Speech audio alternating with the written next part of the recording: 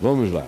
Telefone. Alô, Manda. pode falar. Alô, boa tarde, tudo bem? Boa tarde, tudo bom? Como é que você tá, Fábio? Eu tô bem. Graças a Deus. Queria mandar um abraço para todos da sua equipe, tá? Sua Obrigado. produção é uma benção. Minha pergunta é bem objetiva. Tá. A minha pergunta é a seguinte. Um tempo atrás eu assisti uma conferência, você deve conhecer, da Fiel, onde tinham... Editora Fiel? Editora Fiel. Onde tinham dois teólogos muito populares nos dias de hoje. O debate ali era sobre Jesus ser a chave hermenêutica ou não. Você pode dizer, porque esse é um tema meu, não é? De chave hermenêutica. Isso. Então, desde sempre, eu nunca li a Bíblia a não ser tendo Jesus como a chave hermenêutica, e eles sempre brigaram com isso, achando que era um reducionismo. E eu concordo com isso. Então, que era um reducionismo fazer de Jesus a chave hermenêutica. Tá. Quem eram esses teólogos? São brasileiros ou Eu de vou fora? dizer, a questão era a seguinte, fora perguntado eram brasileiros, são dois brasileiros, é o Franklin Ferreira e o Augusto Nicodemos. Aí foram perguntados para eles o que eles achavam dessa questão de Jesus ser a chave hermenêutica. O Augusto Nicodemos respondeu dizendo que, vou resumir o que ele respondeu para não alongar muito, para você poder comentar. Ele respondeu dizendo o seguinte: Jesus não poderia ser a chave hermenêutica porque teria que ter uma porta maior, em virtude do que Jesus não tratou e que os apóstolos trataram a posteriori. Então ele disse que a chave hermenêutica era a história da redenção. E o Franklin Ferreira comentou, concluindo, dizendo que quem diz que Jesus é a chave hermenêutica para interpretar as escrituras, está fazendo o que você acabou de dizer, um reducionismo, na palavra dele é marcionita. Marcionita. De Márcio. De Márcio, né? Então eu queria que você explicasse essa questão de Jesus ser a chave hermenêutica, que é plenamente coerente, sem dúvida alguma, e também essa questão deles falarem que quem diz que Jesus é a chave hermenêutica está usando uma técnica de Márcio. Eu te agradeço. Olha só, meu filho, não tem nada a ver com a heresia de Márcio. A heresia de Márcio negava a Trindade. Isso aí a gente só está falando de interpretação da Escritura e da vida. É porque se eles admitirem que Jesus é a chave hermenêutica, eles vão ter que jogar fora um monte de doutrinas da reforma. Você está falando aí de dois teólogos reformados, não é? Então, eles vão ter que jogar fora um monte de doutrinas da reforma. Porque foi com base no que os apóstolos disseram que muitas doutrinas reformadas foram criadas. E são doutrinas que são caríssimas aos reformados. Por isso, eles não conseguem nem conceber a ideia de não viverem com o que os apóstolos falaram no sentido do aplicativo, porque os apóstolos partiram dos princípios de Jesus e fizeram aplicativos específicos de acordo com o tempo e a hora do primeiro século. Aqueles mesmos apóstolos, vivendo, por exemplo, hoje, entre nós, não teriam tratado dos mesmos temas, porque aqueles temas que eles trataram foram impostos pela circunstância. Por exemplo, tudo que os apóstolos dizem sobre mulheres sede submissas aos seus maridos reflete a cultura judaica, patriarcal, tribal, cultura greco-romana, nos ambientes aonde a presença da mulher tinha que ser, para ser respeitável, uma presença de total submissão, e a presença do marido de total dominação. O marido era o déspota da mulher, o senhor da mulher. Agora, o princípio não era esse, nunca foi. O princípio é, pois em Cristo não há homem e nem mulher. Agora, o objetivo do Evangelho é levar-nos a essa consciência maior, onde não há homem nem mulher. onde o que há é consciência, o que há é evangelho, o que há é a verdade do evangelho, e todos, homem e mulher, se submetem a Cristo, o cabeça de todos.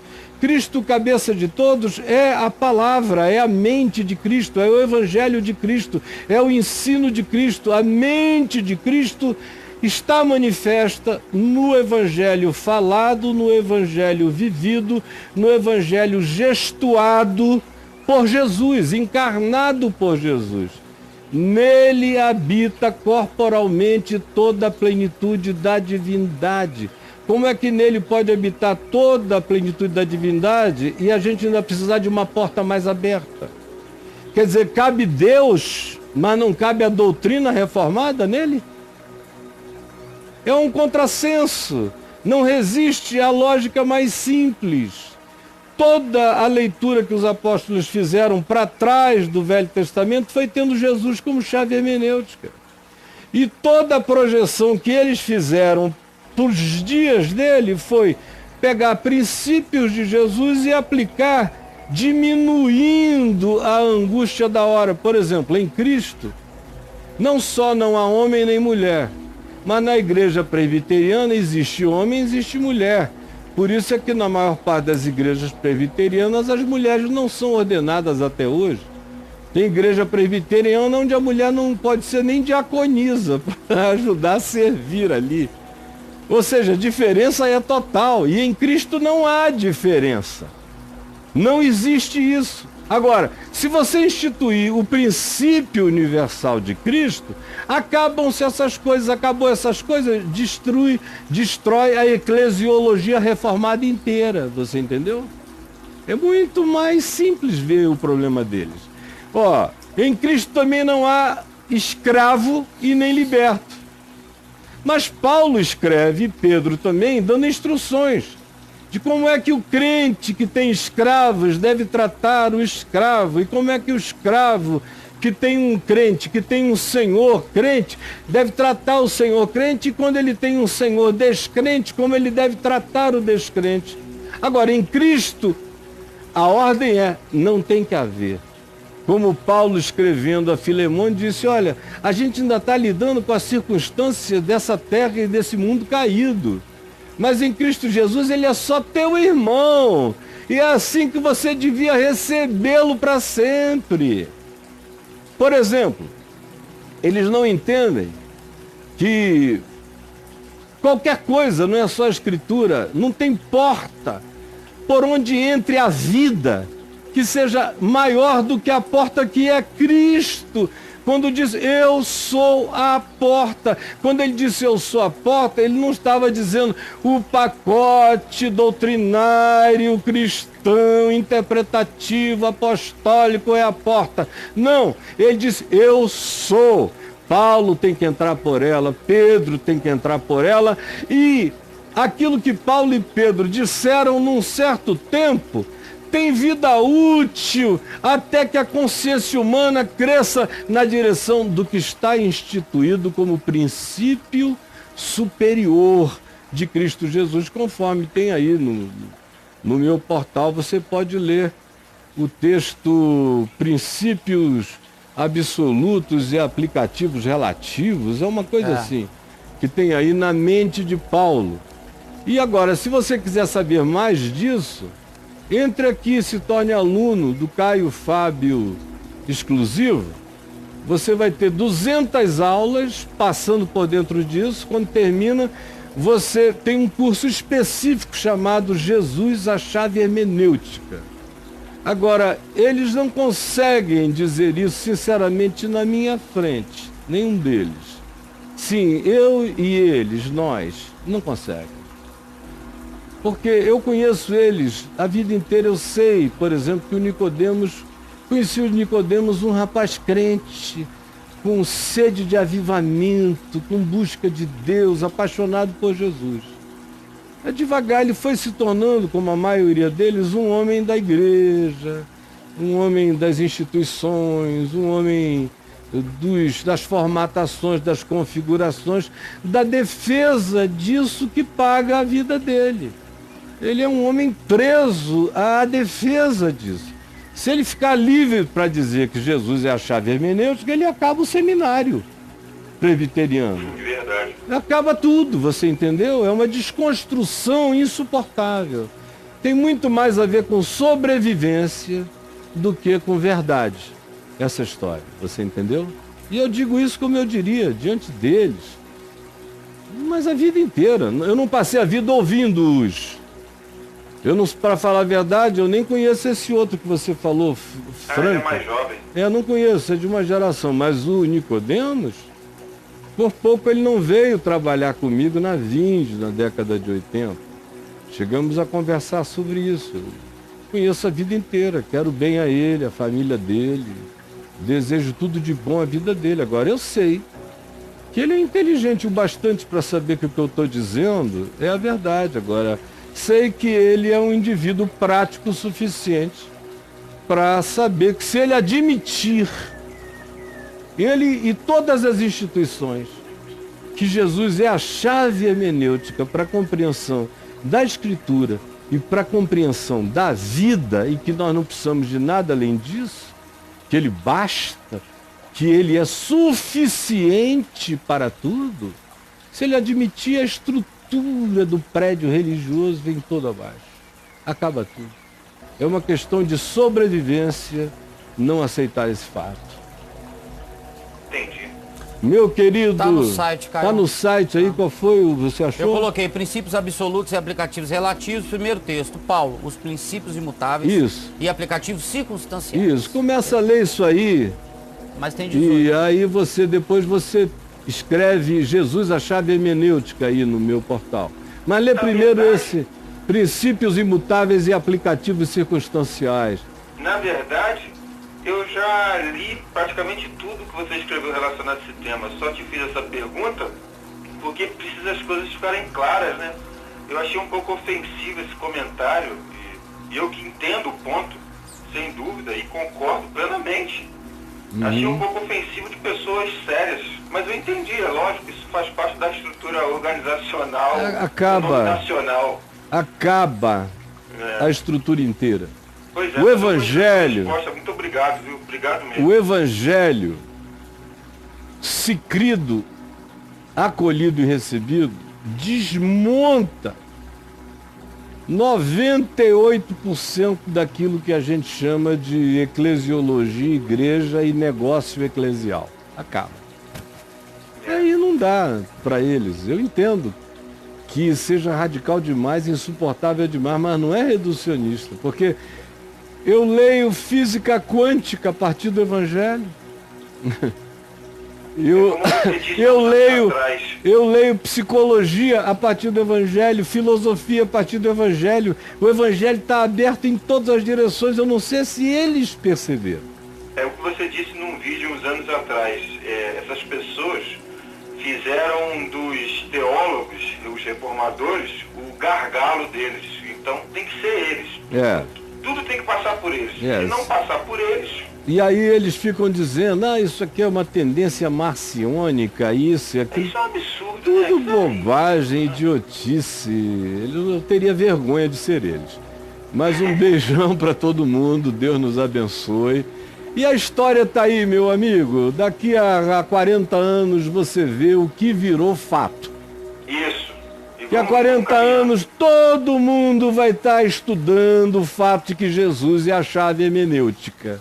E nenhum deles vai poder fazer nada a respeito. É isso aí. Muito obrigado. Vamos lá, um beijo. Deus abençoe. Vamos lá. Ô Caio, esse lance da chave hermenêutica, tem você e mais quantos no planeta defendendo isso? Tem, agora começou nos Estados Unidos, semana passada. Eu li um carinha lá começando a dizer uma coisa parecida. Mas ainda longe, porque o máximo que eles vão é até o fator Melquisedeque, do John Richardson, que ainda é bem antes. A coisa... deixa pra lá. Se não entenderam até aqui, tem material aí demais. Jesus, a chave hermenêutica, é só escrever. Agora, respondendo a você, quantos mais? Assim, com esse nome, ninguém. Agora, a minha mãe, que não tinha esse olhar teológico, quando meu pai disse que queria ler a Bíblia toda, e foi para o Gênesis, e ele era agnóstico, ela falou, não, meu filho, esse é um livro diferente. Para a gente entender bem o princípio, a gente tem que compreender o fim. Aí abriu em Mateus e pensou, ele tem que ler de Mateus para lá, porque para depois ele voltar. Sem Jesus ele não vai aguentar o Velho Testamento.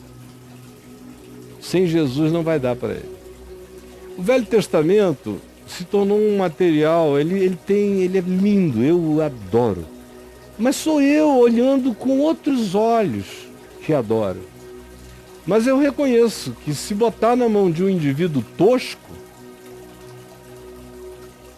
livros como Levítico, Números, Deuteronômios, Josué, Juízes, o cara sai dali com um apelo belicista, violento e extremado em relação ao Senhor dos Exércitos, esmagador de cabeças de criancinhas pagãs.